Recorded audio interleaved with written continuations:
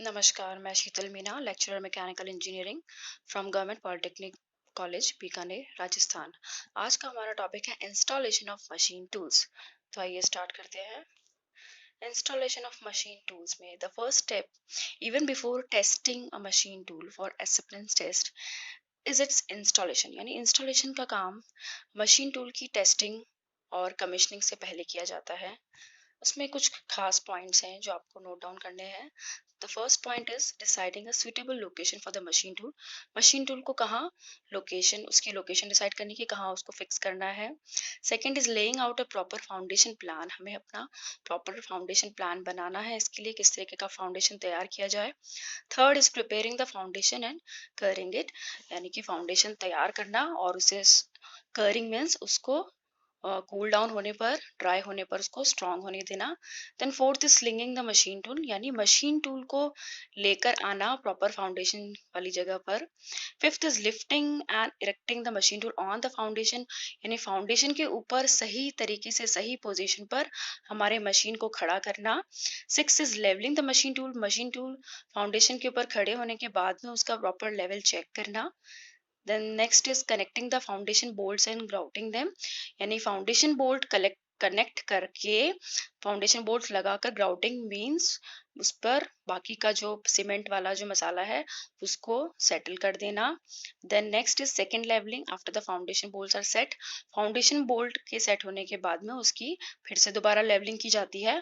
और लास्ट में टेस्टिंग और commissioning. Commissioning means machine tool को स्टार्ट करके देखना।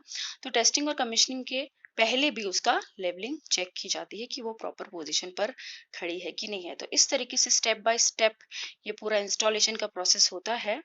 तो आइए हम स्टडी करते हैं। तो सबसे पहले हम इसमें लोकेशन के बारे में जानेंगे। लोकेशन में ये है कि the decision about the location of the machine tool in shop includes the selection of site, यानी साइट हमको सिलेक्ट करनी है। तो उसके लिए क्या होना चाहिए, एडिक्वेट एरिया होना चाहिए for the installation. Also the required working area around the machine, working area के लिए भी प्रॉपर प्लेस होनी चाहिए। Will be available without interfering with और एंडेंजरिंग अदर मशीन, मतलब दूसरी मशीन्स के बीच में और हमारी मशीन्स के बीच में प्रॉपर डिस्टेंस होना चाहिए।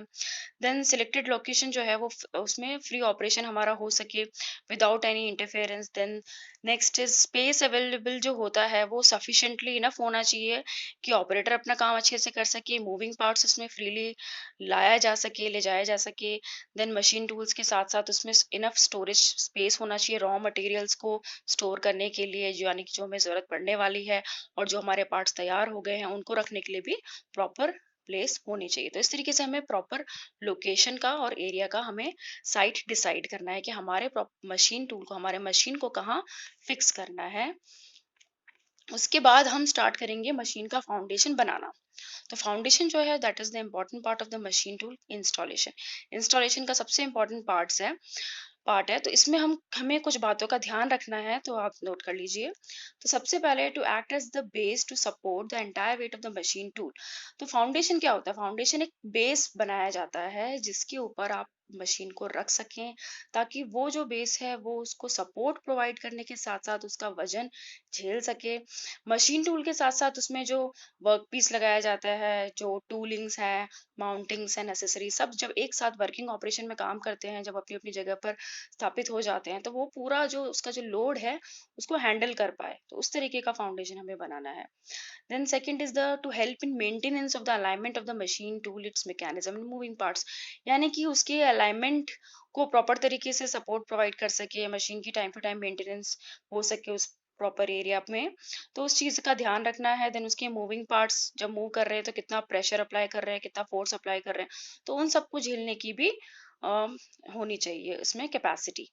The next is to absorb the vibration produce during the operation, यानी कि जो वाइब्रेशंस जो प्रोड्यूस हो रहे हैं ऑपरेशन के दौरान उसको भी वो आसानी से एब्जॉर्ब कर सके। Then to prevent the transmission of vibration from one machine to another, यानी कि जो वाइब्रेशंस जो कंपन वहां पर हो रहे हैं ऑपरेशन के दौरान वो दूसरी मशीन को इफेक्ट नहीं करनी चाहिए, तो वो चीज उसको प्रिवेंट कर सके हमारा फाउंडेशन।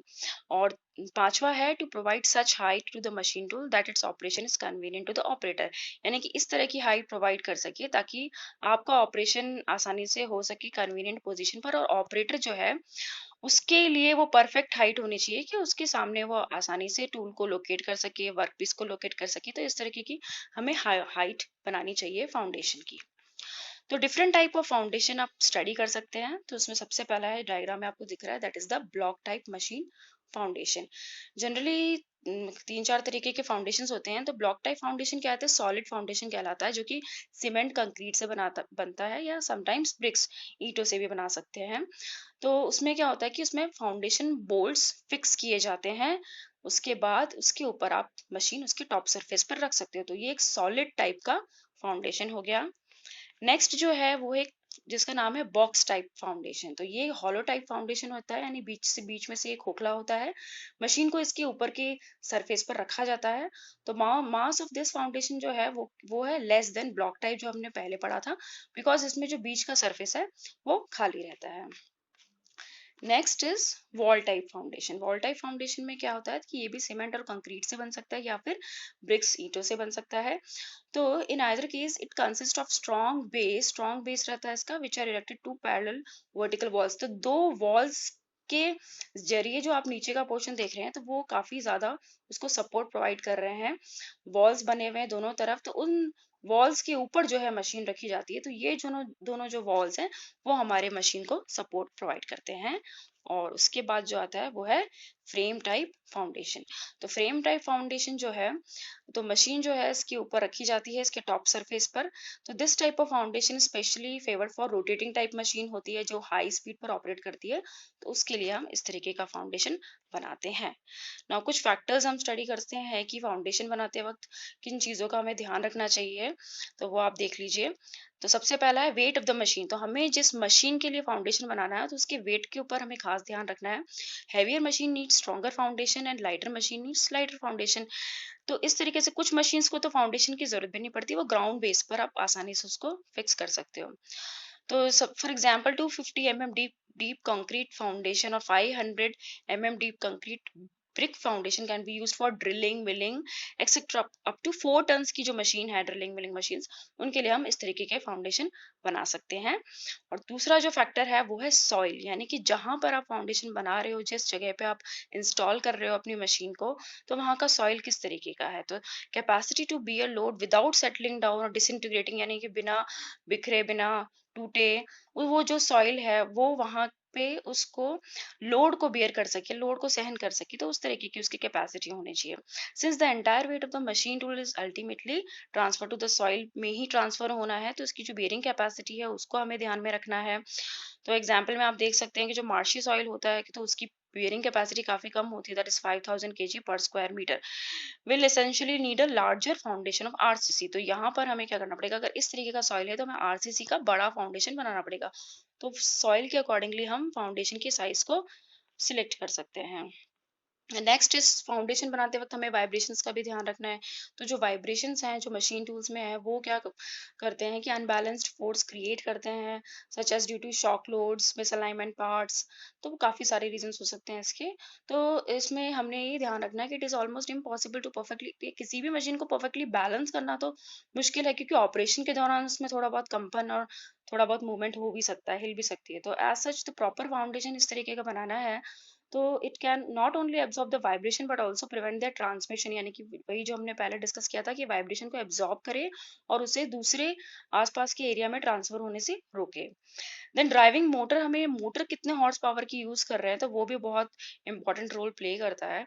तो जो हॉर्स पावर है जो transmitted by the driving motor has a direct bearing on the size of the foundation. Foundation का साइज कितना होना चाहिए, तो हायर हॉर्स पावर है अगर ड्राइविंग मोटर का, तो डीपर फाउंडेशन हमें बनाना पड़ेगा।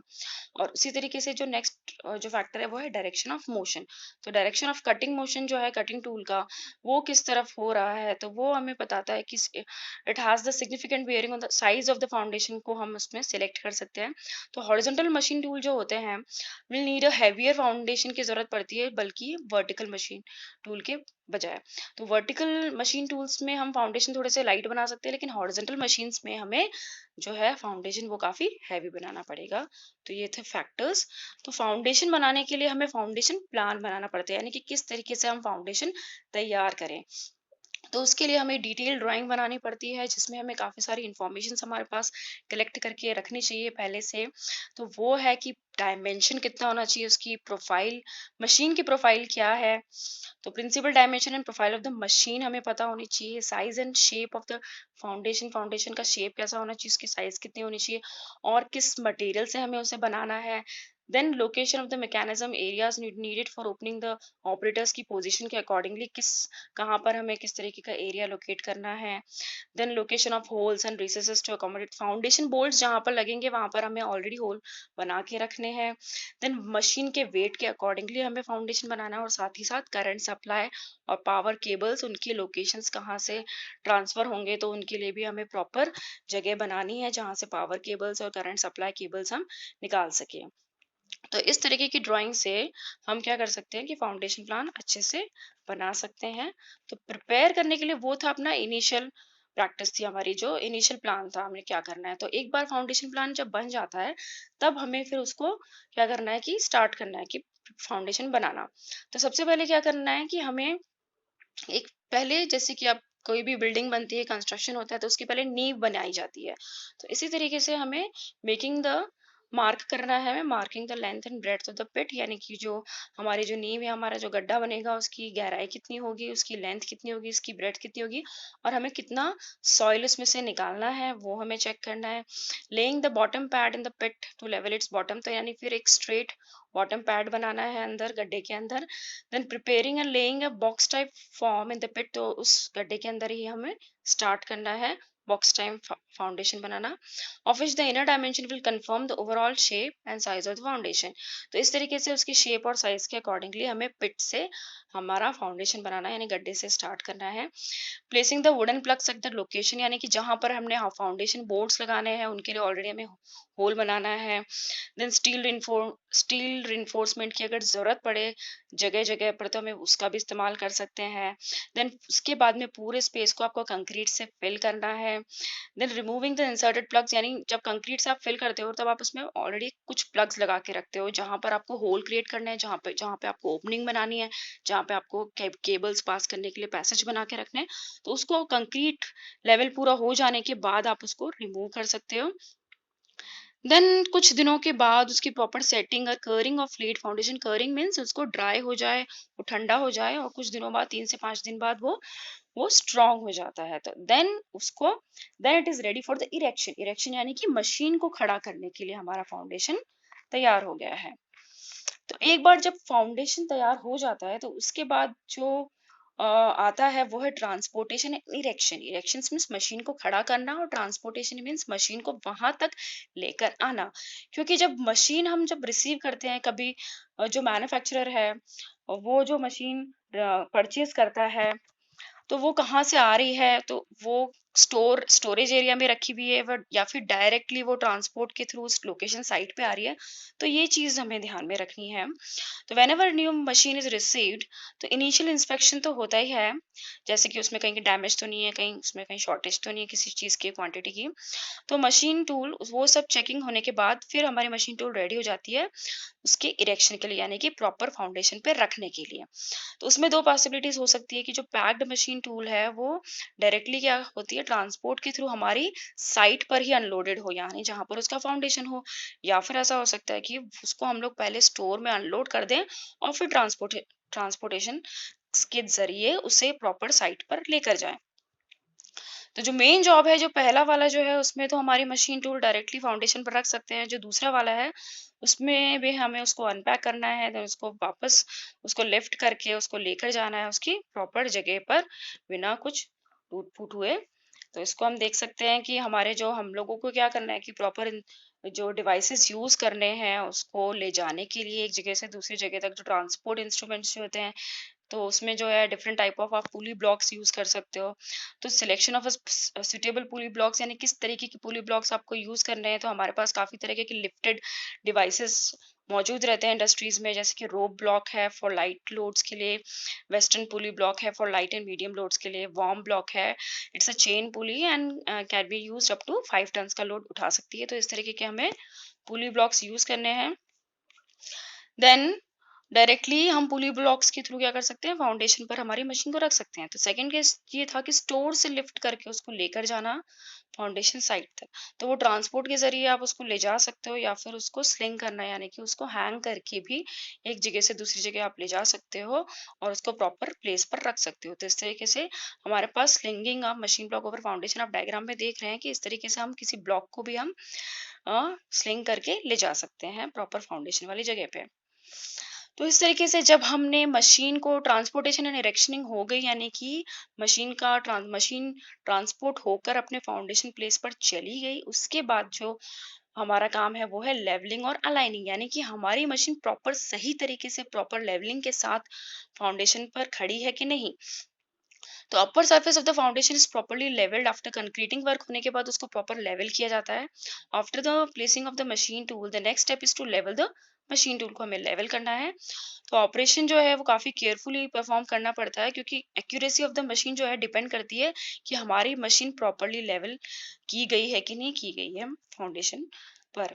For levelling of the machine tools हम काफ़ी सारे कंपोनेंट्स का यूज़ कर सकते हैं, जैसे लेवलिंग पैड्स हो गए, शू एंड वेजेस का इस्तेमाल कर सकते हैं। स्टील वेजेस जो है ज़्यादातर यूज़ में ली जाती है। तो these wages carries one side taper होता है, दूसरा फ्लैट होता है। इसकी जो थिकनेस है वो है 3 to 5 mm थिक होती है और दूसरी साइड से वेज शेप होती है। तो usually these wages varies from 50 mm to 80 mm और उनकी जो विड्थ होती है 25 mm तक होती है। तो इस तरीके के वेजेस से हम लोग उसकी लेवलिंग कर सकते हैं। और जो दूसरा है लास्ट में, जो हम स्पिरिट लेवल से भी उसका लेवल चेक कर सकते हैं। तो deviations from zero readings are corrected by adjusting the wedges. तो वेजेस के थ्रू हम उसकी लेवलिंग को एडजस्ट करते हुए स्पिरिट लेवल से हम उसके डेविएशंस को चेक कर सकते हैं। तो after ensuring the machine is properly level, the base is properly secure by tightening the loose nuts over the foundation bolts। the foundation bolts जो बनाए होते हैं तो मशीन को फिक्स करने के लिए बनाए होते हैं, तो उनको हम टाइट करके अपने मशीन की प्रॉपर लेवलिंग चेक कर सकते हैं। तो इस तरीके से हमारे जो इंस्टॉलेशन प्लान में जो है उसमें सबसे पहले जो आता है फाउंडेशन आता है, देन ट्रांसपोर्टेशन एंड इरेक्शनिंग आता है, देन लास्ट में जो है levelling and aligning of the machine tool. तो इस तरीके से हम अपने मशीन टूल का फाउंडेशन तैयार कर सकते हैं और उसको प्रॉपर जगह पर इंस्टॉल कर सकते हैं। Thank you very much.